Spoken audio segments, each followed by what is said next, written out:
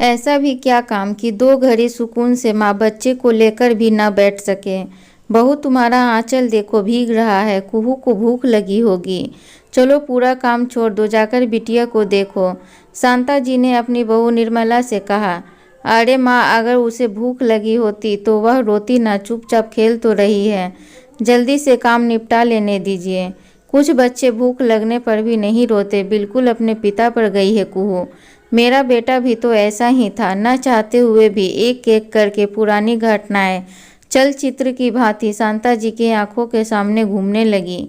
बहू, काम चोरी का अच्छा बहाना मिल जाता है तुम्हें। आधा काम छोड़कर बैठ जाती हो बच्चे को लेकर। शांता जी की सासू माँ भावना जी आज फिर उनको खरी खोटी सुना रही थीं। माँ, मुन्ना बहुत देर से खेल रहा है, मुझे भी तकलीफ हो रही है। आप तो जानती हैं कि वह रोता नहीं है, भूखे खेलता रहता है, इसलिए उसको लेकर बैठ गई थी।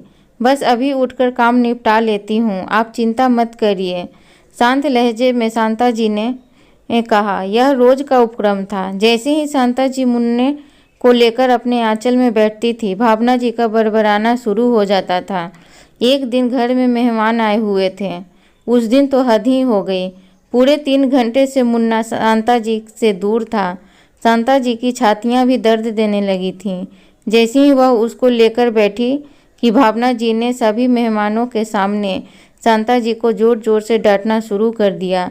कितनी कामचोर बहू है, मालूम है कि घर में मेहमान आए हुए हैं, लेकिन फिर भी काम से जी चुराकर बैठ गई बच्चे को लेकर। आज तो शांता जी को भी गुस्सा आ गया और उन्होंने सभी के सामने मुन्ने को गोद से उतार दिया और गुस्से से कहा कि संभालो अपने पोते को। आज के बाद मुझसे उम्मीद मत रखना कि अब मैं उसको अपनी ममता के आंचल में लूँगी। आपको जैसे पालना है उसे पालो, आपको काम से मतलब है ना। अब कभी मैं मुन्ने को लेकर नहीं बैठूंगी। मेरा बच्चा भूखे खेलता रहता है, ना तो आपको मेरा दर्द दिखता है और ना ही मेरे बच्चे की भूख। आपको तो बस काम प्यारा है, तो बस सारा दिन अब आप मुझसे काम ही करवाना, कहकर फूट फूट कर रोने लगी। सारे मेहमान स्तब्ध हो गए थे। यह सब देखकर सभी ने भावना जी को बुरा भला कहा।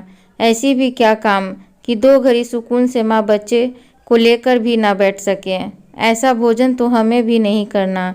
हम सभी आपके यहाँ से ऐसे ही जा रहे हैं, बाहर होटल में खाना खा लेंगे। सारे रिश्तेदारों के सामने तमाशा बनकर रह गई थी भावना जी। अपनी गलती का एहसास उन्हें अच्छी तरह से हो गया था।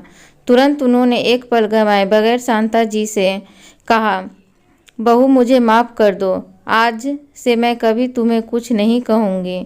अरे मैं तो सठिया गई हूँ, तुम तो समझदार हो। यह कहकर उनकी गोद में मुन्ने को दे दिया। मुन्ने की मासूम आंखें देखकर माँ की ममता भी कितनी देर तक नाराज रहती। खींचकर सीने से लगा लिया था शांता जी ने अपने मुन्ने को। एक ठंडी सांस भरकर शांता जी ने निर्मला से कहा, काम तो जिंदगी भर कभी खत्म नहीं होता, लेकिन एक मासूम तुम्हारी गोद में जो है सिर्फ और सिर्फ तुम्हारे ऊपर आश्रित है। सबसे पहला कर्तव्य तुम्हारा उसका ख्याल रखने का है, इसलिए इस बात का तुम हमेशा ख्याल रखना। अब मुझे कभी तुम्हें दोबारा टोकना न पड़े। ऐसा भी क्या काम कि 2 घड़ी सुकून से माँ बच्चे को लेकर न बैठ सके। निर्मला ने खुश होकर शांता जी के गले में अपनी बाहें डाल दी और कहा कि सचमुच मैं कितनी खुश नसीब हूँ जो मुझे आपके जैसी समझदार माँ मिली है।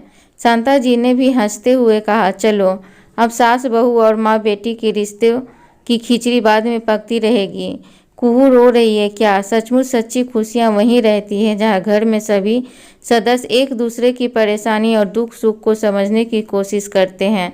तो कहानी अच्छी लगी है तो प्लीज़ लाइक करें, चैनल पे नए हैं तो सब्सक्राइब करें और कमेंट करें।